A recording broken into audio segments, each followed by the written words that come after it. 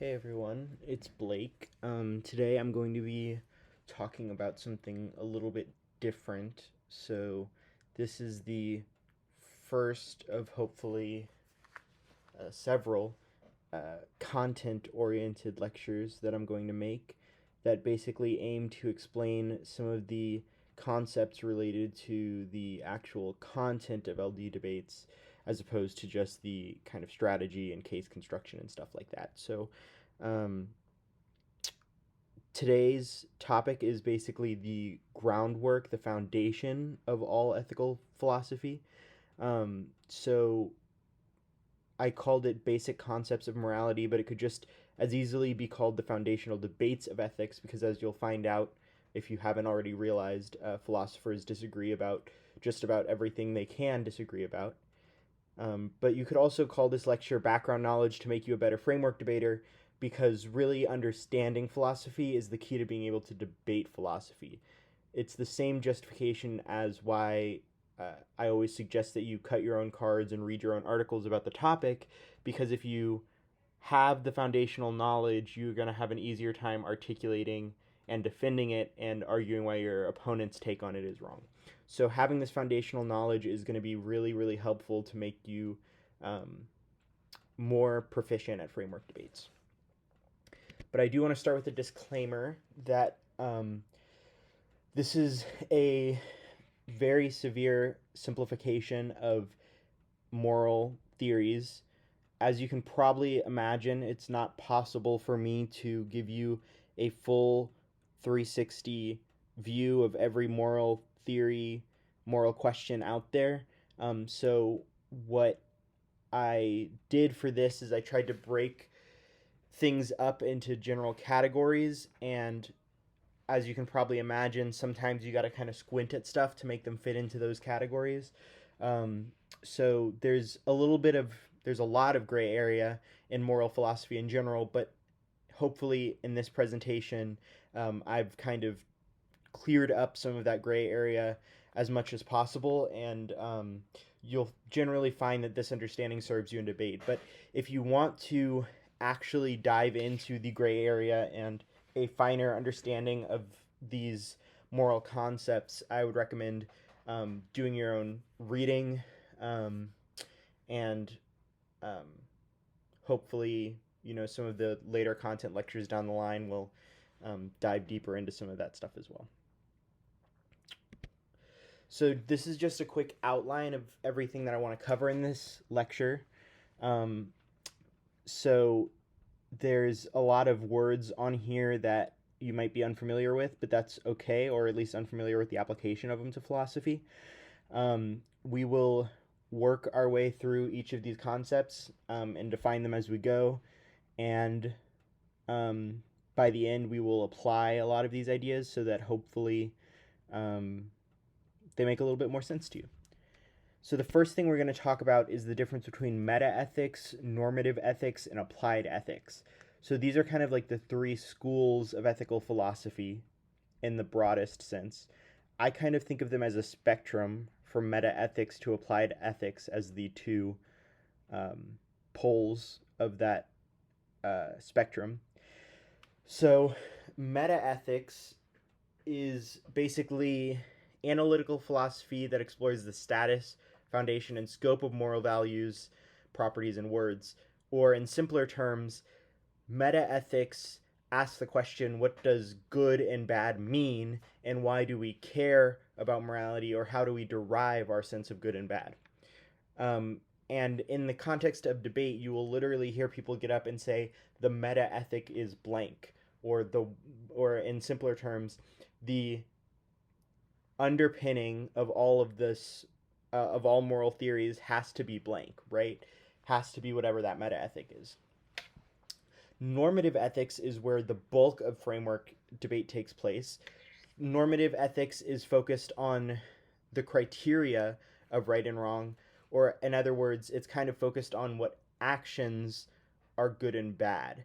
Um, Normative ethics basically aims to take philosophy and come up with certain rules or logistics or methods to make decisions using those ethical philosophies. So this is very similar to what the actual framework, the value criterion, or role of the ballot, or however you choose to structure your framework, actually operates, because it is saying here are some abstract ideas and I'm going to turn those into kind of quantifiable or usable mechanisms for you to evaluate the morality of an action. Applied ethics is the most practical of the three. It is exactly what it sounds like, in the sense that it's taking these abstract ideas and applying them to real world scenarios. It is ethical writing that takes normative ethics, takes those concepts of how we decide whether things are good and bad, and applies them to literal scenarios. So this is where your offense comes in the case.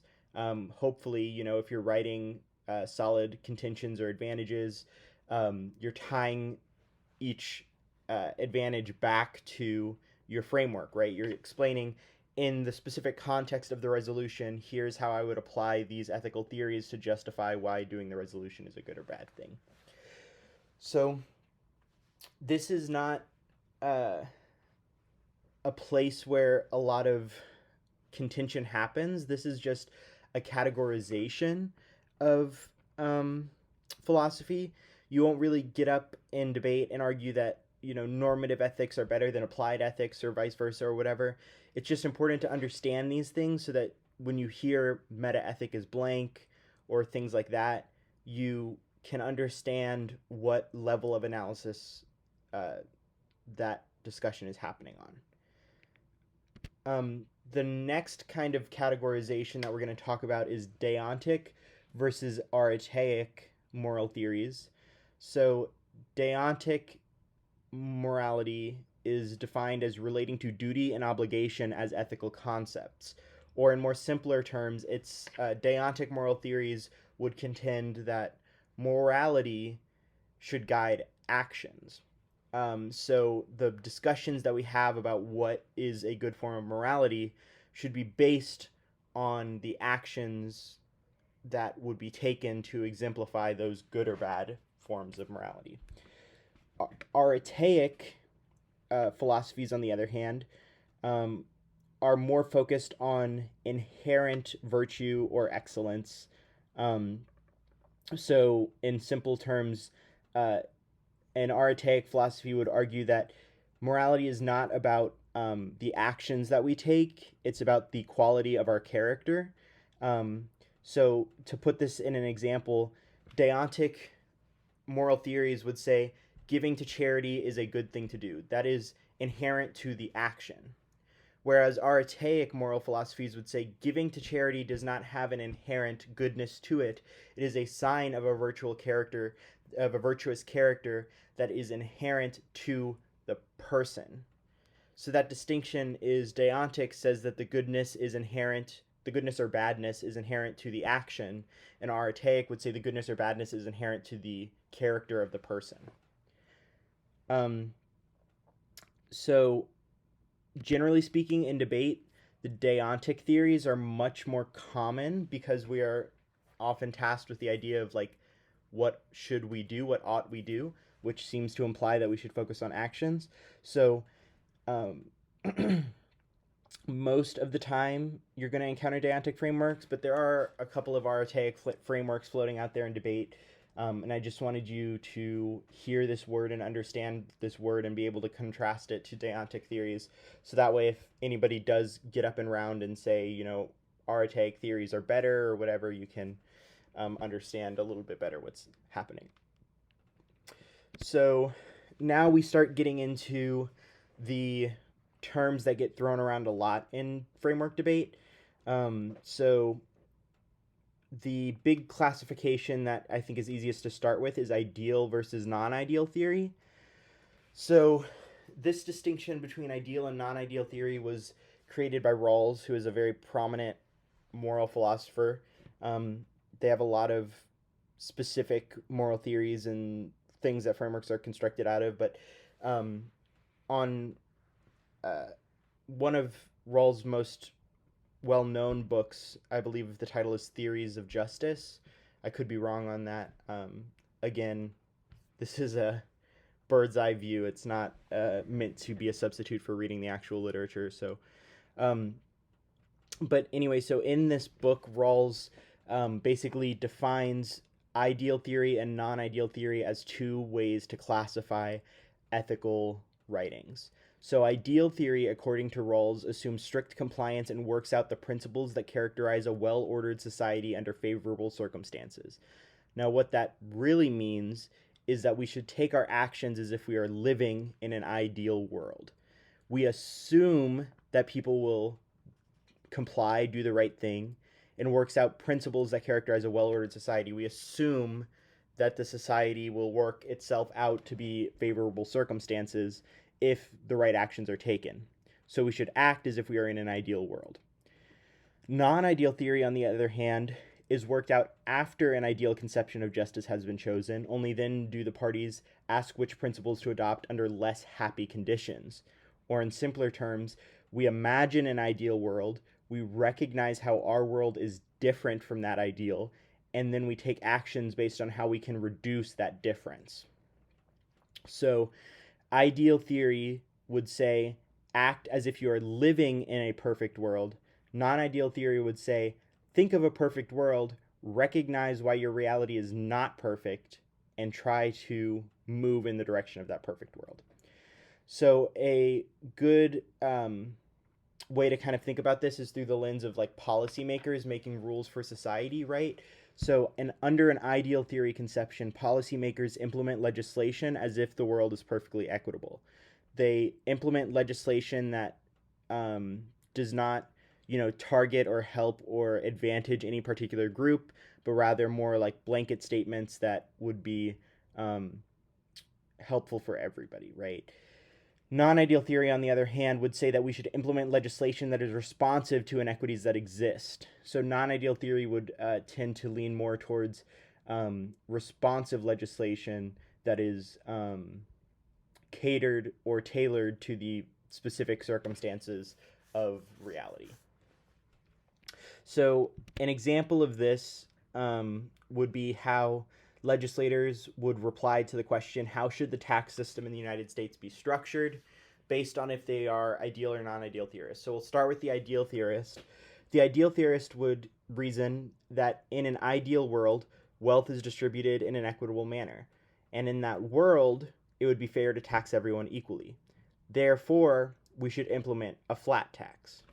So if we break down that reasoning, the ideal theorist conceives of an ideal world, decides how they would act if they were in that world, and then applies that action to the real world. They don't take the time to say, my ideal world is not a reality. They say, in an ideal world, everybody would be equal or equitable, so I'm going to implement actions as if that were true, the idea being that if we act as if we were in an ideal world, that'll shape our world into an ideal world. The non-ideal theorist, on the other hand, would answer this tax system question by saying, in an ideal world, wealth is distributed in an equitable manner, but in reality, there is wealth inequality. We could fix that by taxing the wealthy more, therefore we should implement a progressive tax, or a tax that takes a higher percentage if you make more money. So to break down that logic, the non-ideal theorist still conceptualizes an ideal world, but where they differ from the ideal theorist is that they say our reality is not in line with that ideal world that we imagine. So instead, we're going to come up with an action that reduces the difference between the ideal and the real and implement that action. So instead of implementing the action that we would if we were in the ideal world, we implement the action that will get us closer to that ideal world with the understanding of how our real world differs from that ideal world. I know that was probably a lot, but the distinction is really, really important because it is very common in debate to hear somebody get up and read a framework and say, ideal theories are bad, or non-ideal theories are always better, or non-ideal theories fail. Ideal theories are more constitutive. Like, they'll throw out these ideal and non-ideal terms like they're common knowledge. So it's really important foundation. So I would encourage that if this idea is still confusing, go back, rewatch this section again a couple more times if you need to. And if you still have questions, feel free to reach out or leave a comment or anything like that. But yeah, this is a really important foundational theory. But the next concept is also very important moral theory, um, but it's best understood through an example. And this is a ubiquitous example in moral philosophy. No discussion of the basics of ethics would be complete without a discussion of the trolley problem. So the trolley problem states that there is a train running down a track. The train is unable to stop, and you are unable to stop it by exerting any kind of outside force. So it's a runaway train, and there's nothing we can do to stop it from moving forward. The track that the train is currently on has 5 people on the tracks that don't realize that the train is coming. There is an alternative track where only one person is on the track, but they are also unaware that the train is coming. So you can't stop the train, but you can decide to divert the track if you choose. So the moral question is, do you pull the lever to divert the train towards the track with one person? If you choose not to pull the lever, the train will continue moving on the track it's on and kill the 5 people. If you pull the lever, the train will divert and only kill the one person. Now, for some people, this seems like a very straightforward response, but there's actually 2 big schools of philosophy that people generally fall into. And those classes, those schools, dictate how you would respond to this situation. And those schools are consequentialism and deontology. So consequentialism is basically what it sounds like. It is moral theory focused on consequences. An action is good if the outcome is good. An action is bad if the outcome is bad. So in the trolley problem, a consequentialist would say 5 people dying is a worse outcome than 1 person dying, so I'm going to pull the lever and save the 5 people in exchange for 1, because the outcome is preferable. Deontology, on the other hand, is the one that's a little bit trickier to understand. Deontology basically says that the action that you take is inherently good or bad. It doesn't matter what the outcome is, but rather the action itself has an inherent morality or immorality. So deontologists would say, if you are pulling the lever, you are actively deciding and acting to kill someone. And killing someone is inherently wrong. Even if the outcome is saving more lives, making the choice to pull the lever and kill somebody is wrong. Another common example to illustrate this point would be if somebody is being chased by a killer and they run to your house and they say, "Can I please hide in your house?" and you let them in, and the killer comes and knocks on the door and says, "Is that person in your house?" Consequentialism would say, lie to the killer and say no, so that you can save the life of the person. Deontology would say, lying is an intrinsically bad thing. It doesn't matter what the outcome is. You should tell the truth. Now, I will confess that example is generally used as a justification for why consequentialism would be a better moral theory. So that might be a little bit of a biased example, but it does help kind of illustrate the thought process behind each of these schools. So to return to the trolley problem example, for those of you out there who tend to fall more in the consequentialist school, you might be looking at this box that explains the deontological reasoning saying don't pull the lever, the action of killing is inherently wrong, you may be reading that and thinking to yourself, but isn't letting people die inherently wrong, right? How is letting the 5 people die not also killing? And that is a common question or challenge that is proposed to deontologists. And in order to understand the response, we need to understand something called the act-omission distinction.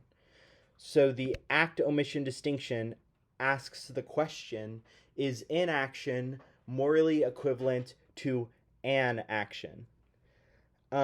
So basically, is doing nothing still doing something? So if we apply this to the trolley problem, the question is, does not pulling the lever make you responsible for the death of the 5 people? So is doing nothing still imbuing you with the responsibility for the outcomes? Now, a deontologist would say no. There is a distinction between acting and omitting.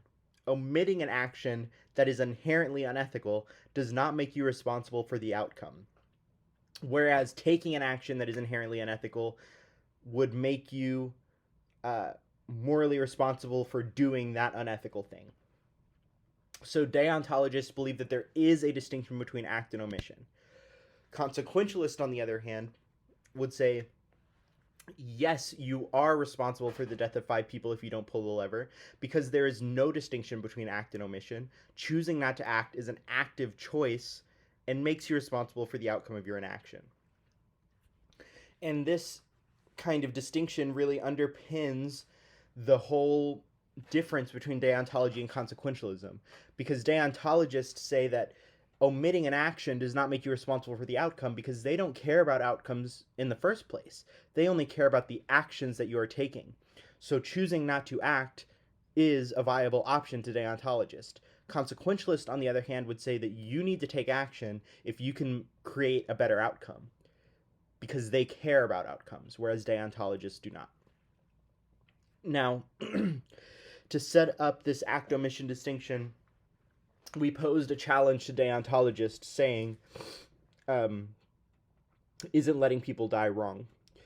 Well, for those of you out there who are deontologists, you might have a question for the consequentialist, and that question would be, if my intentions in not pulling the lever were good, the action must be good. In other words, the deontologist out there hear this consequentialist argument that there is no act-omission distinction and say, but my intentions in pulling the lever were good. I meant for a good thing to happen, so that makes the action good. And consequentialists actually have an answer for this as well. And that answer takes the form of the intent-foresight distinction, which is basically the question, does foreseeing the outcome of your choice mean that you intend for those outcomes to occur? So if we go back, does knowing that the outcome of not pulling the lever leads to 5 people dying, if you are aware, if you have the foresight to know that is true, does that mean that you intend to let those 5 people die by not pulling the lever? But at this point, the trolley problem is getting a little bit burdensome and complicated. So I think illustrating the intent-foresight distinction is easier with a slightly different example. And the example that I like to use for the intent-foresight distinction is as follows. There is a pilot who is sent on a mission to bomb a weapons factory that is being built in order to create nuclear weapons that will lead to the death of millions, if not billions, of people. They find out a day when the weapons factory will be devoid of people and also not have any nuclear materials in there, so they can blow up the factory on that day without setting off a nuclear explosion and without killing anybody. But as they approach and get closer to the weapons factory, and are right about to push the button to drop the bomb to blow up the factory, they realize that there is a school right next door to the weapons factory. And they can see that there are students in session at the school. Now, in this scenario, the pilot chooses to drop the bomb anyway. The question then becomes, is the pilot morally responsible for the civilian deaths? And a deontologist would say, no. There is an intent foresight distinction. The pilot's intention was to save lives, so the action was morally justified. The fact that he could predict that there would probably be bad consequences does not have any bearing on whether the action was moral. Again, the morality or immorality to a deontologist is inherent to the action, not the outcome. And the intention behind bombing the factory was to save lives. If there are side effects, including civilian deaths, that pilot is not responsible.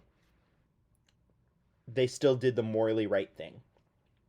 Consequentialist, on the other hand, would say, yes, the pilot is morally responsible for the civilian deaths. There is no distinction between intent and foresight.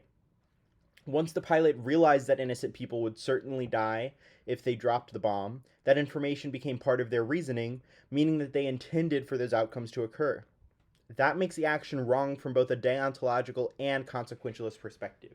And that's a really important sentence, because this is the way that intent-foresight distinction is most commonly applied in debate. The argument is that if deontologists believe that your intention of what you're trying to do when you're taking that action matters more than the consequences, then if I can prove that the consequences are part of your intention, then you can still weigh consequentialist impacts under deontological framing. Again, that is very wordy and complicated, but take the time, pause the video, think that through, make sure that makes sense to you, because that is an argument that you will absolutely hear. Now, there's one more question that we can push, that we can use to push deontology and consequentialism further. And that is, the consequentialist in this scenario says that the pilot realized that innocent people would certainly die, and that information became part of their reasoning, meaning that they intended for those outcomes to occur because they were fully aware of the fact that those outcomes would occur. But the question then is, how can we be certain of any consequence before the action occurs? Once the pilot realized that innocent people would certainly die is a flawed statement. The pilot could not be certain of anything before the action occurs. And this gets at the idea of inductive versus deductive reasoning. So, inductive reasoning goes from particular instances to infer general laws. Basically saying we can observe past examples, recognize a general trend, and use that trend to predict future outcomes. So this is the type of reasoning that consequentialists like, because it allows you to predict the consequences of your actions, and that is essential to determine whether or not your actions are moral or not. We need to know what the consequences will be. We need to be able to inductively reason what those consequences are going to be in order to decide if the action is right or wrong. Deductive reasoning, on the other hand, starts with the general rule and applies it to particular instances. So they take an overarching concept that we know to be true and apply it to the present scenario. So deontologists would argue that induction is imperfect. Recognizing patterns and applying those patterns is not foolproof. Deduction is much more reliable. They prefer to theorize an abstract truth like killing is bad and then use that to guide action in specific situations. So inductive reasoning says, here are specific instances that have happened. Here is a pattern to those instances, and I'm going to use that to determine how I should act in this instance. Deductive reasoning says, here is something that is a universal truth. I'm going to apply it to this situation and act in accordance to that general truth. So consequentialists prefer inductive reasoning. Deontologists would argue that induction fails and will prefer deductive reasoning. So we covered a lot of ground with consequentialism and deontology, and that's because it's a really important concept. But here's a quick summary slide. Just a reminder, consequentialists think there is no act-omission distinction, there is no intent-foresight distinction, and inductive reasoning is better. Deontologists believe that there is act-omission distinction, there is intent-foresight distinction, and that deductive reasoning is better. If you can explain why each of these is true for their respective theory, then you're going to have a much easier time debating these theories. So take the time, pause the video, and ask yourself, can I explain why consequentialists believe there is no act-omission distinction? Can I explain why deontologists believe there is an intent-foresight distinction? And if you can make those explanations, that's a sign that you are significantly better prepared for a consequentialism versus deontology debate. So we've covered a lot of ground. So I wanted to quickly review everything we've covered. So this is basically just going to be me repeating these definitions. And if any of them are unclear to you, take the time, rewatch that part of the video, and then come back to here before we get into examples. So metaethics asks the question of what does good and bad mean and why does it matter to individuals. Normative ethics asks the question, how can ethical principles guide our actions in a general sense? Applied ethics says, in this specific scenario, what do these normative ethical principles look like in action? Now, deontic versus arete. Deontic theories say morality discussions should be centered on the actions that we take. The morality is inherent to the action. Aretaic morality says that moral discussions should be based on the character of the people taking those actions. The morality is inherent to the actor, not the action. Ideal theory says that we should imagine an ideal world and take action as if we are living in that ideal world. Non-ideal theory says we imagine an ideal world, we recognize how our real world is different from that, and we try to close the gap with our actions. And lastly, deontology argues that our actions are inherently moral or immoral based on the reasoning behind them, whereas consequentialism says that the outcomes of our action is what determines whether or not those actions are good or bad. So with all of those things summarized, let's look at a couple of examples of common moral theories that you might see in debate and kind of answer some foundational questions about them. So if everything I've covered so far is an oversimplification, these next few slides are an extreme oversimplification. Pretty much no moral theory can be summarized in 3 lines, but I did my best to do it for the sake of the exercise. This is not a substitute for reading this literature, doing research on this literature, and creating in-depth frameworks. But with that being said, let's use these gross oversimplifications to illustrate the concepts that we just learned. So the first moral theory that we'll talk about is utilitarianism. Utilitarianism would argue that pain and pleasure are intrinsic to humanity, and actions inevitably have outcomes that are better for some than others. So we should always take the action that maximizes pleasure and minimizes pain for the greatest number of people. So based on this description, because remember, moral theories have a lot of gray area, so they can be articulated in a lot of different ways. But based on this explanation of utilitarianism, would we say it's deontic or aretaic? I would argue that this is deontic, and that is pretty much universal for forms of utilitarianism, because utilitarianism is so focused on quantifying the uh, actions, quantifying what actions are right and wrong. So they are deontic as opposed to archaic, which would be more focused on the character of individuals. Utilitarianism is very focused on the actions that those individuals are taking, making it deontic. Now, would we say ideal or non-ideal theory?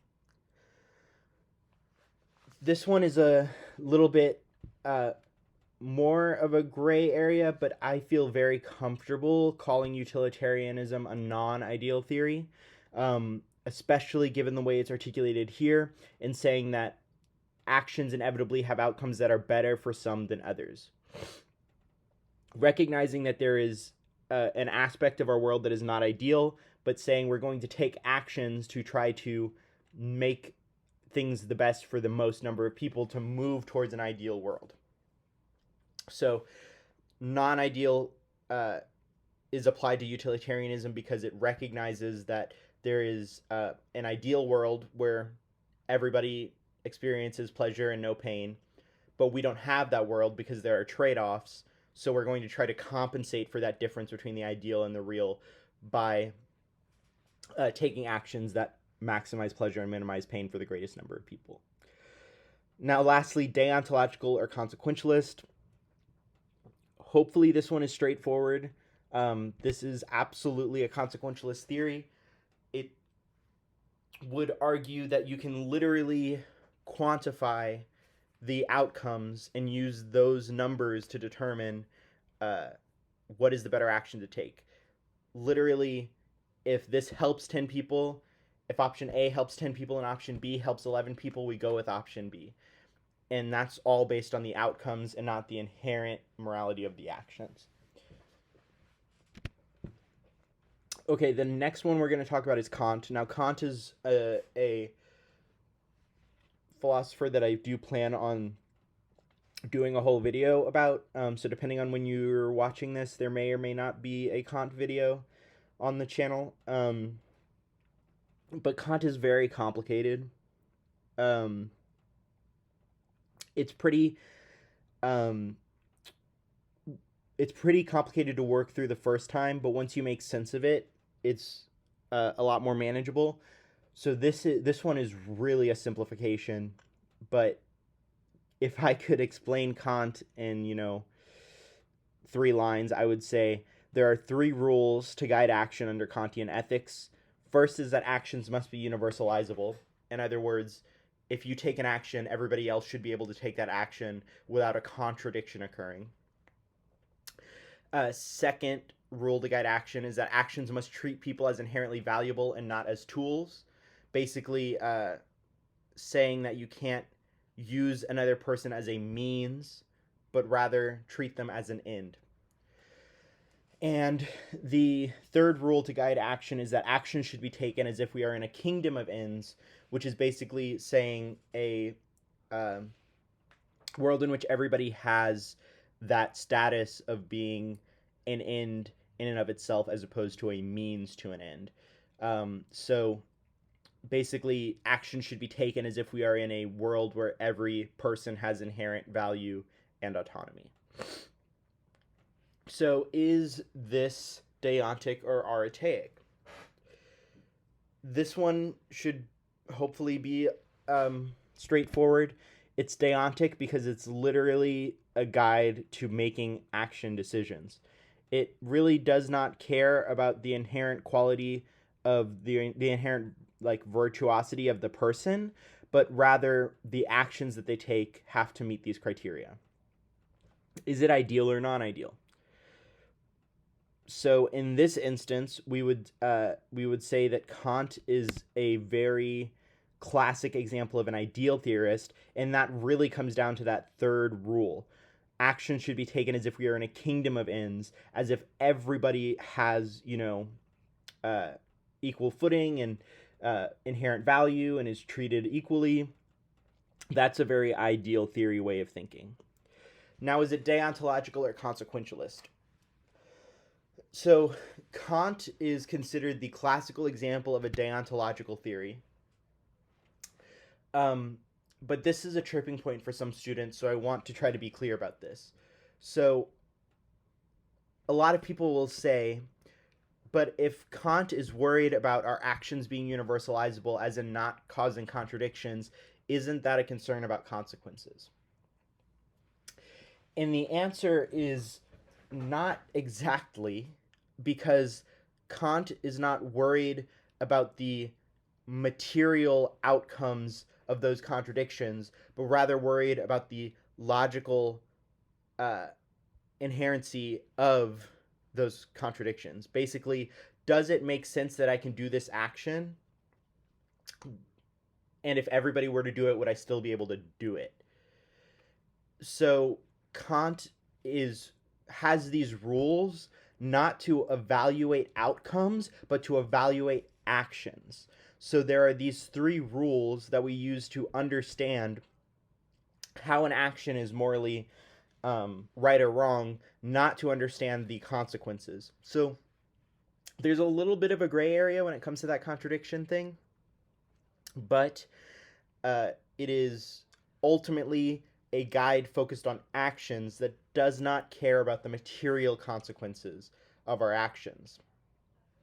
Um, Hopefully that's clear, and if not, hopefully the Kant video will make it very clear. But without any hesitation, I can say that Kant is going to be pretty much always um, Kant is always deontological. There is no consequentialist um, nature to Kant's theories. You're always pretty safe in assuming that if somebody's reading Kant, it's deontological. The last example that we'll talk about is virtue ethics. So virtue ethics is a moral theory that argues that there are inherent virtues and vices that makes one's character good or bad. Actions are outward signs of that character. We should focus on fostering virtue so that people will become better. So is this deontic or archaic? Hopefully we're thinking archaic because of this thing about actions are just outward signs of our character, right? Like the morality is inherent to who we are. Our actions are just signs of them. The actions aren't moral or immoral. They're just reflective of us and our character, which is the moral or immoral thing.